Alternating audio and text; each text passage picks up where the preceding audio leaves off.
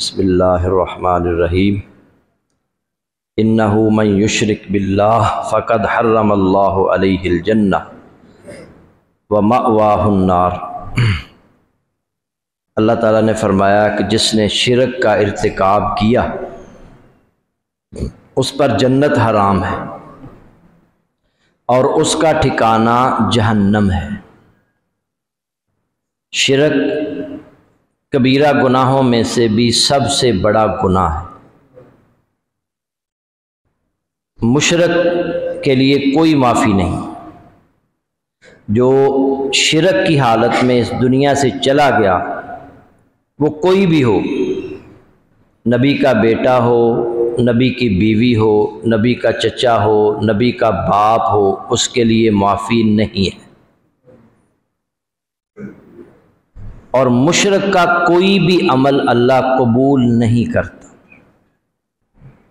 اللہ تعالیٰ نے قرآن میں 18 نبیوں کا نام لے کر کہا وَلَوْ أَشْرَكُوا لَحَبِطَ عَنْهُمْ مَا كَانُوا،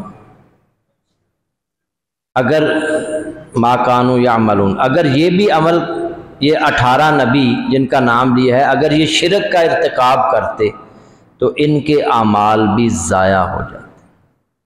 خود نبی صلی اللہ علیہ وسلم کو بھی اللہ نے فرمایا کہ لَإِنْ أَشْرَكْتَ لَيَحْبَطَنَّ عَمَلُكَ، اگر آپ نے شرک کا ارتکاب کیا تو آپ کے اعمال بھی ضائع ہو جائیں۔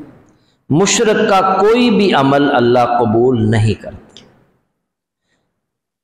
اور کل میں نے بتایا تھا کہ پورے قرآن و حدیث میں کوئی ایک بھی ایسی قرآن کی آیت یا حدیث نہیں ملے گی جس میں ہو کہ اللہ تعالیٰ نے مشرک کو معاف کر دیا۔ جو مشرک مرا ہے، شرک کی حالت میں اس دنیا سے چلا گیا، اسے اللہ نے معاف کر دیا، یہ پورے قرآن و حدیث میں نہیں ملے گا۔ ہاں، بڑے بڑے گناہوں کا ارتکاب کرنے والے اگر وہ توحید پر مرے نا تو اللہ ان کو جنت میں داخل کرے گا، ان کے گناہوں کی سزا دے کر۔ ایک دفعہ نبی صلی اللہ علیہ وسلم نے، حضرت ابو ذر فرماتے ہیں میں آپ سے ملاقات کرنے کے لیے گیا تو آپ سو رہے تھے، میں واپس آ گیا۔ پھر تھوڑی دیر کے بعد میں پھر ملاقات کرنے گیا تو آپ سو رہے تھے، میں پھر واپس آ گیا۔ تیسری مرتبہ میں پھر گیا تو آپ اٹھ چکے تھے اور مجھے دیکھتے ہی کہا کہ جس نے لا الہ الا اللہ اخلاص کے ساتھ پڑھا وہ جنت میں داخل ہوگا۔ وہ کہتے ہیں قلت وَإِن زَنَا وَإِن سَرَقَ، کہتے ہیں میں نے کہا اگر وہ زنا کرنے والا بھی ہو اور چوری کرنے والا بھی ہو پھر بھی؟ فرمایا ہاں، اگر اس نے چوری کی ہو، اگر اس نے زنا کیا ہو، اگر وہ اخلاص کے ساتھ لا الہ الا اللہ اس نے پڑھا اور اسی پر اس کی موت آئی، وہ جنت میں جائے گا۔ وہ کہتے ہیں میں نے پھر حیران ہو کر کہا وَإِن زَنَا وَإِن سَرَقَ، آپ نے فرمایا ہاں۔ وہ کہتے ہیں میں نے پھر تیسری دفعہ کہا اگر وہ زانی ہوا پھر بھی، اگر وہ چور ہوا پھر بھی؟ آپ نے فرمایا ابو ذر تیری ناک خاک آلود ہو، جو لا الہ الا اللہ پر مرا وہ جنت میں داخل ہوگا، اسے اس کے گناہوں کی سزا ملے گی۔ اگر اللہ چاہے گا اسے اس کے گناہوں کی سزا ملے گی، اللہ پھر اسے گناہوں کی سزا دینے کے بعد پھر جنت میں داخل کر دے گا۔ لیکن مشرک کے لیے معافی کی کوئی صورت نہیں ہے۔ نبی صلی اللہ علیہ وسلم نے فرمایا کہ ایک شخص کو قیامت والے دن لایا جائے گا اور اللہ تعالیٰ فرمائیں گے اس کے گناہ لائے جائیں، اس کے گناہ لائے جائیں گے 99 رجسٹر گناہوں کے ہوں گے، 99۔ اور یہ چھوٹے چھوٹے رجسٹر نہیں ہوں گے، کتنے بڑے بڑے، ایک رجسٹر اتنا بڑا ہوگا کہ تا حد نگاہ پھیلا ہوا ہوگا ایک رجسٹر۔ اس طرح کے 99 رجسٹر گناہوں سے بھرے ہوئے، اللہ فرمائیں گے اس کی نیکی تلاش کی جائے اور ایک پلڑے میں گناہ رکھ دیے جائیں، دوسرے پلڑے میں اس کی نیکی رکھ دی۔ وہ نیکی تلاش کی جائے گی تو ایک بطاقہ، کاغذ کا ایک ٹکڑا ملے گا، جیسے ہمارا شناختی کارڈ نہیں ہوتا، اتنا کاغذ کا ایک ٹکڑا ملے گا نیکیوں کا۔ دوسری طرف 99 رجسٹر گناہوں کے بھرے ہوئے۔ اللہ فرمائیں گے ایک پلڑے میں یہ رجسٹر رکھ دو، ایک پلڑے میں یہ بطاقہ کاغذ کا ٹکڑا رکھ دو۔ وہ دل میں سوچ رہا ہوگا کہ کہاں 99 رجسٹر گناہوں کے، کہاں یہ کاغذ کا ایک ٹکڑا۔ اللہ فرمائیں گے آج کسی پر ظلم نہیں ہوگا۔ وہ 99 رجسٹر گناہوں کے رکھے جائیں گے اور دوسرے پلڑے میں جیسے ہی وہ کاغذ رکھا جائے گا، وہ بطاقہ رکھا جائے گا، وہ نیچے بیٹھ جائے گا اور گناہوں کے پلڑے میں، جس میں پلڑے میں جو رجسٹر ہوں گے وہ اوپر اٹھ جائیں گے۔ آپ نے فرمایا کہ اس پر لکھا ہوگا اشہد اللہ الہ الا اللہ و اشہد ان محمدن عبدہ و رسول۔ آپ نے فرمایا جس پلڑے میں لا الہ الا اللہ آ گیا وہ پلڑا کیسے اوپر اٹھ سکتا ہے؟ تو اللہ رب العزت نے اسے جنت میں داخل کر دیا۔ 99 رجسٹر گناہوں کے، ایک کاغذ کا ٹکڑا، یعنی جب وہ مرنے لگا نا، اتنے گناہ، ساری زندگی گناہ کرتا رہا، لیکن مرتے وقت اس کی زبان پر اشہد اللہ الہ الا اللہ و اشہد ان محمد رسول اللہ، اس کلمہ نے اس کے سارے گناہوں کو مٹا دیا، اور اس کلمہ کی وجہ سے باقی گناہوں کا کام ہلکا ہو گیا، ان کا وزن ہی نہیں ہوا۔ ایک دن موسیٰ علیہ السلام اللہ سے کہنے لگے یا اللہ مجھے کوئی ایسا عمل بتاؤ، خاص عمل۔ اللہ نے فرمایا موسیٰ لا الہ الا اللہ پڑھا۔ وہ کہنے لگے یہ تو سب پڑھتے ہیں۔ فرمایا تم نے لا الہ الا اللہ کو ہلکا سمجھا؟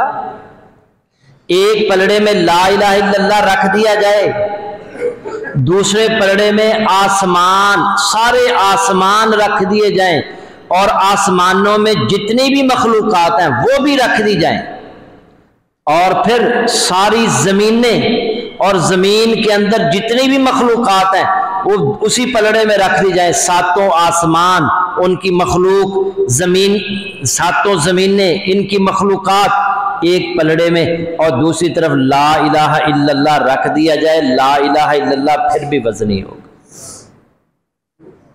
اور لا الہ الا اللہ کوئی معمولی چیز ہے؟ یہ اقرار کرنا کہ اللہ کے سوا کوئی معبود نہیں، اور جو اس کا اقرار کرنے والا ہے اس کا اتنا وزن ہو جاتا ہے۔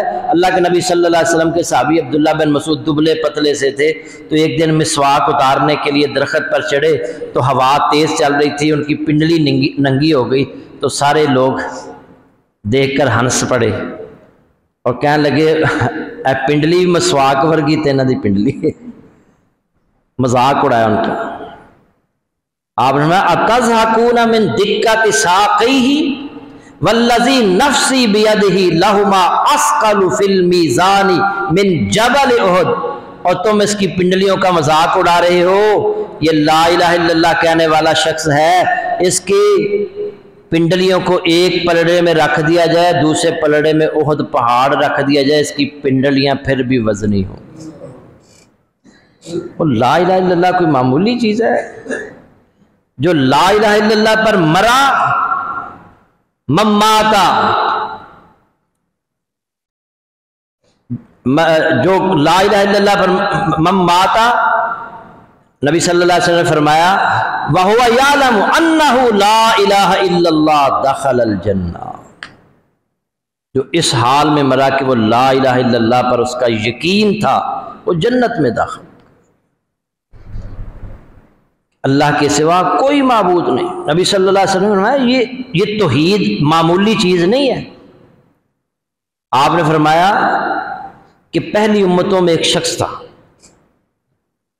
اس نے زندگی میں کوئی بھی نیکی نہیں کی تھی سوائے توحید کے، سوائے توحید، ایک نیکی تھی اس کے پاس، کہ اس نے اللہ کے ساتھ کسی کو شریک نہیں ٹھہرایا تھا، لیکن اس نے اس کو نیکی نہیں سمجھا۔ اس نے ایک دن بیٹوں کو بلایا اور کہا میں نے زندگی میں کوئی نیک عمل نہیں کیا، کوئی نیکی نہیں کی، تم ایسا کرنا جب میں مر جاؤں تو مجھے جلا دینا، اور جب میری لاش جل جائے نا پھر اسے کوٹ کوٹ کرنا، جو راکھ بچے اسے کوٹ کوٹ کر ریزہ ریزہ کر دیں، اور پھر اس کے 2 حصے کرنا، ایک حصہ جس دن تیز آندھی آئے نا اس میں اڑا دینا، اور ایک حصہ جو ہے وہ سمندر کے پانی میں بہا دے۔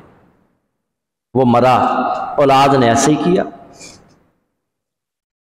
اللہ رب العزت نے پانی کو حکم دیا کہ میری امانت تیرے پاس آئی ہے، واپس لوٹاؤ۔ ہوا کو حکم دیا میری امانت تیرے پاس آئی ہے، واپس لے کر آؤ۔ اللہ تعالیٰ نے اسے زندہ کر کے اپنے سامنے کھڑے کر لی۔ ہاں جی،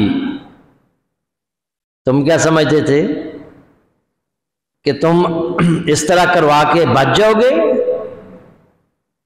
ایسا کیوں کیا تم نے؟ نبی صلی اللہ علیہ وسلم نے فرمایا، مسند احمد کی حدیث ہے کہ اس کے پاس سوائے توحید کے اور کچھ نہیں تھا، سوائے توحید کے۔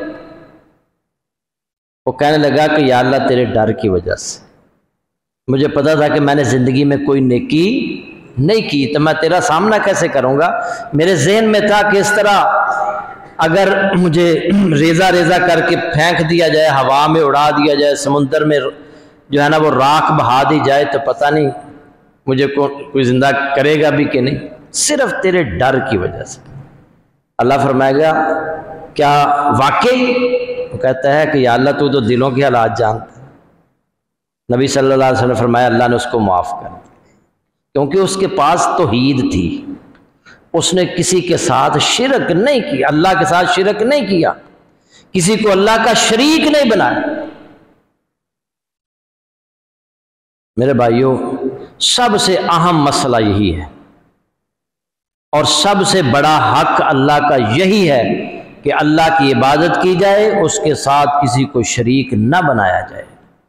ایک دن حضرت معاذ بن جبل رضی اللہ تعالیٰ عنہ سے نبی صلی اللہ علیہ وسلم کہتے ہیں، معاذ کیا تم جانتے ہو اللہ کا حق کیا ہے بندوں کے ذمے؟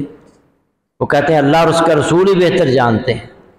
فرمایا اللہ کا حق بندوں کے ذمے یہ ہے کہ بندے اللہ کی عبادت کریں، اس کے ساتھ کسی کو شریک نہ بنائیں۔ پھر آپ نے پوچھا ہے معاذ اگر بندے اللہ کا یہ حق ادا کریں تو پھر ان بندوں کا حق اللہ کے ذمے کیا ہے؟ وہ پھر کہتے ہیں اللہ اور اس کا رسول ہی بہتر جانتے ہیں۔